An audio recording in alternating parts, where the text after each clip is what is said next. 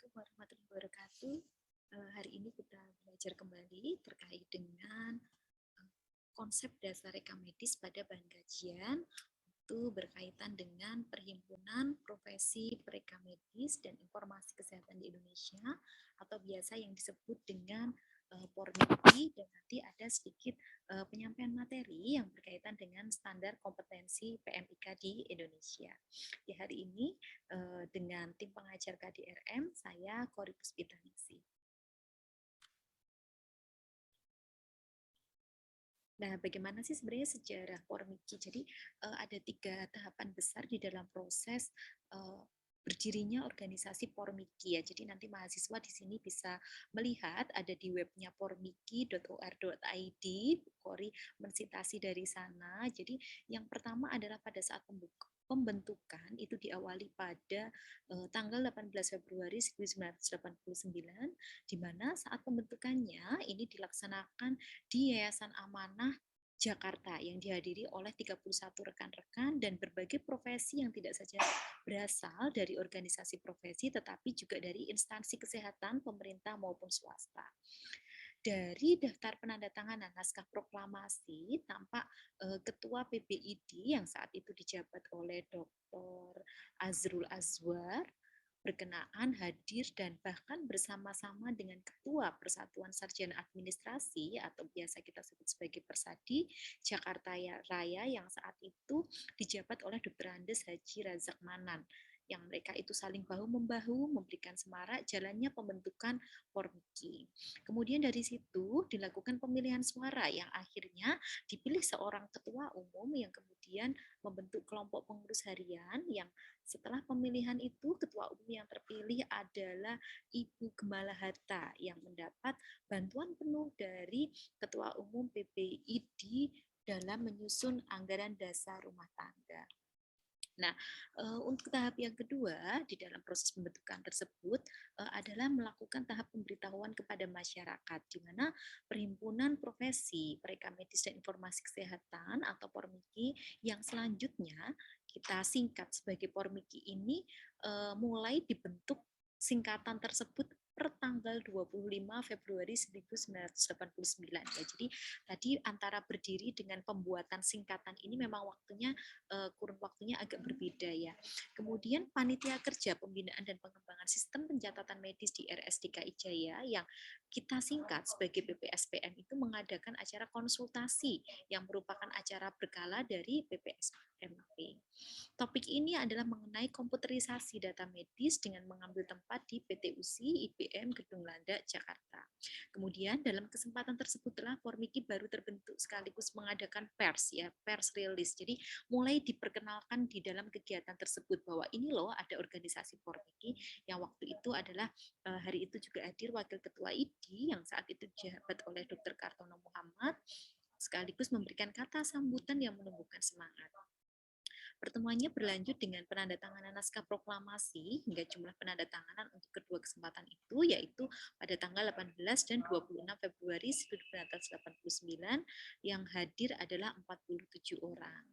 Nah, selanjutnya adalah tahap di mana PPSPM ini merupakan bidannya Pormiki. Jadi pada tanggal 17 Desember 1981 itu Dinas Kesehatan DKI Jaya mengeluarkan SK pembentukan panitia kerja PPSPM dengan nomor 431 sekian tahun 1981 dengan masa yang tidak terbatas di mana ketua panitia kerja yang saat itu dijabat oleh Ibu Gemala Hatta dari RSAP Harapan Kita Jakarta.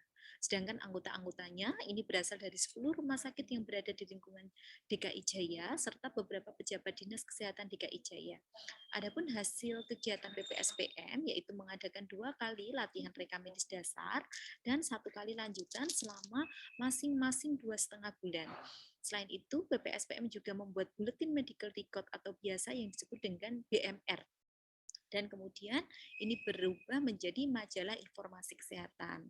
Nah, sebagai sarana komunikasi, informasi, dan edukasi diterbitkan setiap 3 bulan sekali yang berhasil keluar dengan 20 kali 28 terbitan atau selama 9 tahun berjalan, di mana sirkulasinya itu hampir 1.000 eksemplar setiap kali terbit dan menjangkau 27 provinsi, serta memperoleh nomor penerbitan International Seri Standard Number atau biasa kita sebut sebagai ISSN dari Paris melalui Pusat Dokumentasi Ilmiah Nasional Republik Indonesia.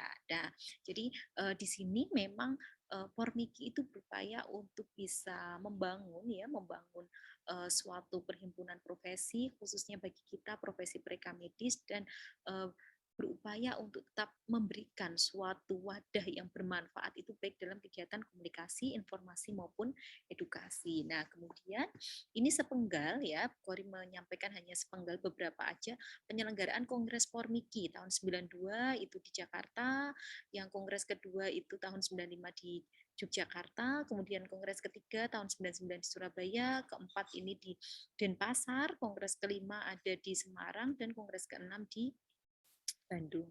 Kemudian apa sih sebenarnya layanan dari Pormiki ini? Jadi ini adalah salah satu website Pormiki. Nanti mahasiswa di sini juga bisa mengakses ya di pormiki.or.id ya. Jadi di dalam website ini, di dalam website pormiki.or.id ini kalian bisa melihat ya bahwa di sini Pormiki itu telah memfasilitasi bagaimana proses pengajuan SKP, bagaimana cara melakukan sertifikat yang memang eventnya ini dilaksanakan oleh DPP ya, DPP pusat ya, Dewan Perwakilan Pusat, kemudian ada juga ini yang berkaitan dengan informasi CPD online ya.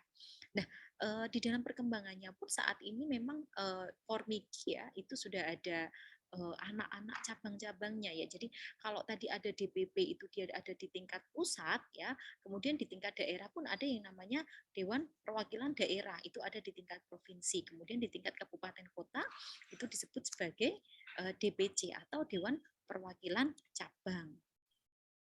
Nah, kemudian ini adalah salah satu juga fitur yang berkaitan dengan CPD online. Jadi sebenarnya apa sih dengan CPD online ya? Jadi CPD online atau biasa disebut dengan Continuing Professional Development atau sering juga disebut dengan P2KP ya, program pengembangan keprofesian berkelanjutan ini merupakan proses pengembangan keprofesian yang meliputi berbagai kegiatan yang dilakukan oleh seseorang dalam kapasitasnya sebagai profesi mereka medis guna mempertahankan dan meningkatkan profesionalisme sesuai dengan standar kompetensi yang telah ditetapkan. Oleh sebab itu, adanya tuntutan era globalisasi yang semakin berkembang inilah yang akhirnya membuat organisasi profesi mereka medis ini untuk membentuk CPD online ya. Jadi CPD online ini nanti bisa dilihat di sini webnya ada di pormiki.cpdnakes.org ya. Jadi silahkan nanti kalian ketika akan melakukan perpanjangan STR itu nanti bisa menyimak di sini ya. Jadi silahkan disimak di sini, kemudian nanti mahasiswa itu bisa ketika lulus nanti ya sudah menjadi profesi mereka medis, kalian bisa melakukan login ya, bisa melakukan login terlebih dahulu dan nanti untuk memperpanjang keprofesiannya sebagai PMIK.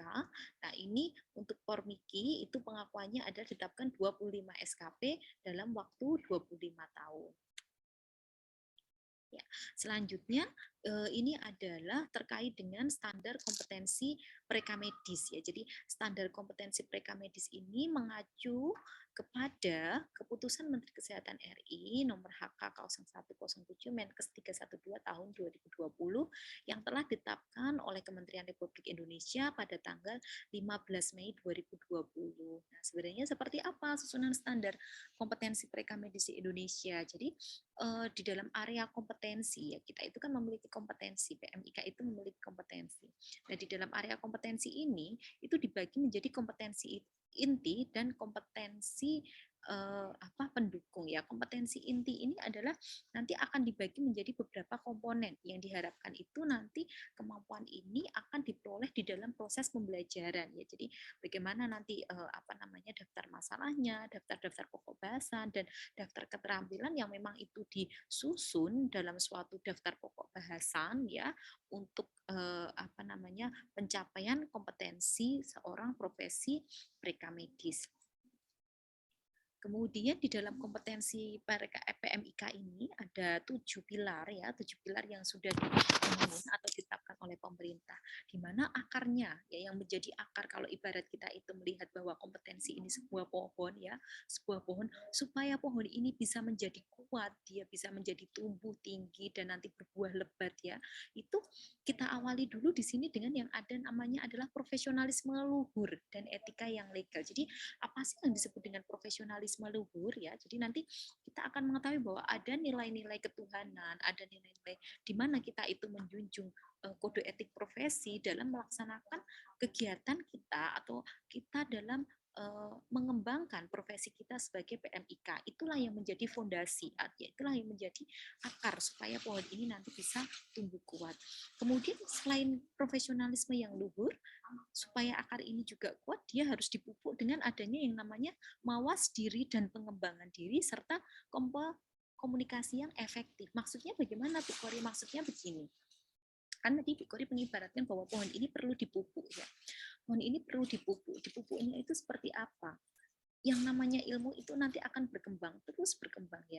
Dan disitulah kita perlu melakukan pengembangan diri supaya pengetahuan kita, keterampilan kita itu, kita akan bisa mengupdate ya, mengupdate itu setiap tahun. Salah satunya tadi kan juga ada ya yang namanya dengan CPD. Itu kan tujuannya sebenarnya adalah untuk kita melakukan pengembangan diri. Kenapa sih ada aturan 25 SKP dalam waktu 25 tahun? Ya supaya dalam waktu 25 25 SKP dalam waktu 5 tahun itu, selama 5 tahun itu kita bisa mengembangkan diri, baik itu melalui kegiatan seminar, baik itu melakukan kegiatan pelatihan atau yang lainnya ya. Tetapi memang ada pengakuan dari organisasi profesi. Kemudian di sini juga ada yang namanya komunikasi efektif. Jadi bagaimana peran kita sebagai PMIK ini untuk melakukan komunikasi dengan tenaga kesehatan lain. Jadi nggak hanya terkait dengan dokter, tapi juga terkait dengan perawat, bidan ya. Jadi orang-orang yang memang dalam kehidupan sehari-hari itu nanti akan banyak berkomunikasi dengan kita. Itulah yang menjadi fondasi penting ya. Kemudian di situ nanti akan dihasilkanlah kompetensi-kompetensi pendukung ya. Jadi buahnya itu nanti ada yang berkaitan dengan manajemen data dan informasi kesehatan, kemudian terkait dengan coding, kemudian terkait dengan statistik ya, dan terkait dengan manajemen pelayanan rekam medis dan informasi kesehatan. Ya, sekarang coba kita bahas satu persatu ya terkait dengan komponen dari kompetensi ini. Yang pertama tadi adalah area profesionalisme yang luhur ya. Jadi di sini adalah bagaimana seorang PMIK itu mampu percaya dan mengamalkan nilai-nilai ketuhanan yang Maha Esa. Ya, jadi ini tidak hanya di dalam kehidupannya sehari-hari aja, tetapi dia dalam melaksanakan kegiatan keprofesiannya ya. Kalau misalnya nanti ada seorang PMIK ya, dia diminta untuk merubah data rekam medis. Nah, ini salah satu nilai-nilai dari profesionalisme yang luhur ya. Bagaimana nanti dia mau untuk menjaga nilai luhur sebagai profesinya. Mau nggak nanti dia diberikan uang untuk merubah data rekam medis? Padahal kita tahu bahwa data rekam medis itu jadi kita nggak berwenang untuk mengubah. Bahkan orang yang melakukan perubahan data pun harus bisa kita lacak siapa yang merubah, kapan yang merubah, apa perubahannya itu harus bisa terlacak. Nah, apalagi ini merubah, benar-benar merubah isi data rekam medis. Kemudian memiliki standar moral, etika dan disiplin ya, bisa kita lihat nanti dari bagaimana cara dia itu beretika kepada para senior, kepada orang-orang yang ada di lingkungan sekitarnya, kepada profesi lain ya. Kemudian bagaimana disiplin kerjanya. Kemudian yang ketiga adalah mematuhi hukum dan perundang-undangan ya. Tentunya ini kita mengacu kepada regulasi yang berlaku di Indonesia ya, baik itu yang di Indonesia maupun mungkin regulasi-regulasi yang ada di dalam institusi nanti ketika kalian bekerja. Kemudian memiliki wawasan sosial budaya dan menunjung sikap dan perilaku sesuai dengan standar profesi. Nah, kemudian untuk yang komponen kedua, ini terkait dengan area mawas diri dan pengembangan diri. Di mana di sini kita perlu memahami batas kemampuan dan kewenangan, yang bertindak dengan penuh kehati-hatian dan selalu waspada, mempertahankan dan memelihara kompetensi dengan penerapan belajar sepanjang hayat ya tadi. Jadi sebenarnya ini berkaitan antara pengembangan diri tadi ya, pengembangan diri dengan kenapa sih perlu ada yang namanya perpanjangan STR, kenapa perlu ada yang namanya memang tadi CPD. Nah, itu tujuannya demikian. Supaya kita bisa mengembangkan pengetahuan dan keterampilan yang baru sesuai dengan tuntutan yang saat ini ada. Nah, yang ketiga adalah area komunikasi efektif ya. Komunikasi efektif ini dapat tercermin dari bagaimana komunikasi lisan dan tulis pada saat kita itu melaksanakan pekerjaan kita di pelayanan. Bagaimana cara kita itu untuk melakukan kolaborasi dengan mitra kerja kita, komunikasi dengan masyarakat, bagaimana kita melakukan komunikasi secara verbal dan non verbal ya. Mungkin dia hanya diam, tapi tatapan matanya itu mungkin dia eh, apa namanya nampak tajam ya, tajamnya itu memperlihatkan bahwa dia itu seperti marah, itu kan juga bisa dilihat dari ekspresi ya. Jadi hal-hal seperti ini juga ternyata menjadi suatu komponen kompetensi bagi seorang mereka medis. Kemudian manajemen data dan informasi kesehatan. Nah, ini berkaitan dengan perancangan standar data kesehatan. Kalau sekarang mungkin di eranya itu adalah satu data Indonesia ya. Jadi bagaimana cara peran kita nanti untuk menjamin integritas data supaya nanti dapat dihasilkan suatu data yang memang itu sesuai dengan kebutuhan dan dapat menunjang big data yang ada di Indonesia. Kemudian pengelolaan data, pemanfaatan data, serta penggunaan sistem informasi kesehatan dalam pengelolaan data kesehatan. Nah, inilah yang penting. Bagaimana kita juga turut berperan serta dalam pembangunan sistem informasi kesehatan di Indonesia. Kemudian yang kelima di sini adalah terkait dengan area keterampilan, klasifikasi klinis dan kodifikasi penyakit dan masalah kesehatan lainnya serta prosedur klinis. Jadi di sini berkaitan dengan kompetensi coding ya, meskipun di sini itu nanti kita sebagai seorang PMIK itu harus belajar terkait dengan bagaimana sih kemampuan untuk melakukan kodifikasi klinis secara manual, tetapi dengan adanya era digitalisasi, perkembangan teknologi informasi, itu tidak menutup kemungkinan bahwa kita juga bisa mengembangkan terkait dengan pemahaman, penggunaan, jadi pengembangan kodifikasi ini dengan bantuan teknologi informasi, dengan bantuan sistem kecerdasan buatan atau artificial intelligence, dan nanti bisa kita arahkan sampai di sana.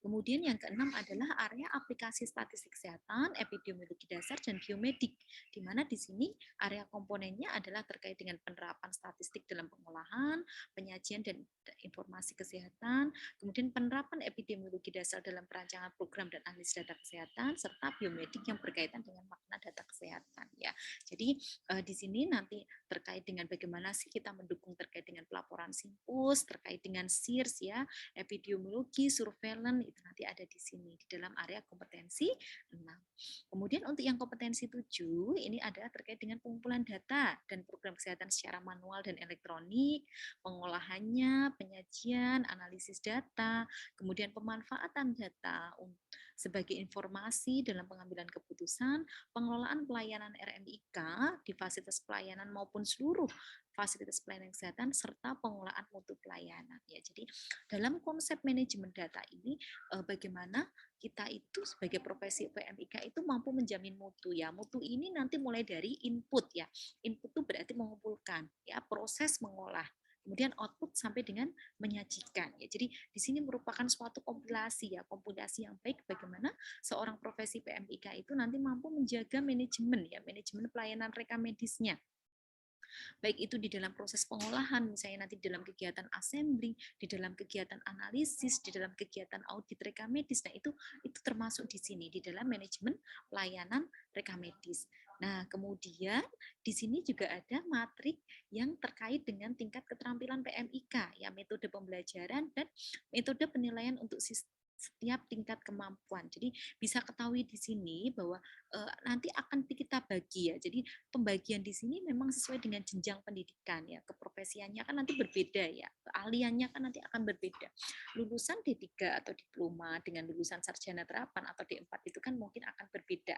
Ya memang pasti akan berbeda ya, karena memang dari body of knowledge-nya juga sudah berbeda. Nah, kita lihat di sini terkait dengan tingkat keterampilan ya. Untuk tingkatan ke-1 sampai ke-2 ini kita cukup untuk mengetahui ya, mengetahui teorinya, tetapi untuk tingkatan 2 sampai dengan tingkatan 4 ini adalah mengetahui permasalahan dan solusinya. Sedangkan tingkatan 3 dan 4 ini adalah mampu melakukan di bawah supervisi. Ya, jadi sudah mulai kita bisa mendemonstrasikan, dan tingkatan keempat adalah mampu melakukan kegiatan itu secara mandiri. Jadi tidak perlu di bawah supervisi. Kemudian bagaimana untuk metode pembelajarannya supaya kita itu mampu mengetahui teori, ya berarti kegiatannya adalah perkuliahan, pengalaman, diskusi, penugasan ya, belajar mandiri. Kemudian untuk mencapai tingkat 2 sampai dengan kita menyediakan solusi, berarti kita perlu melakukan kegiatan observasi langsung, demonstrasi.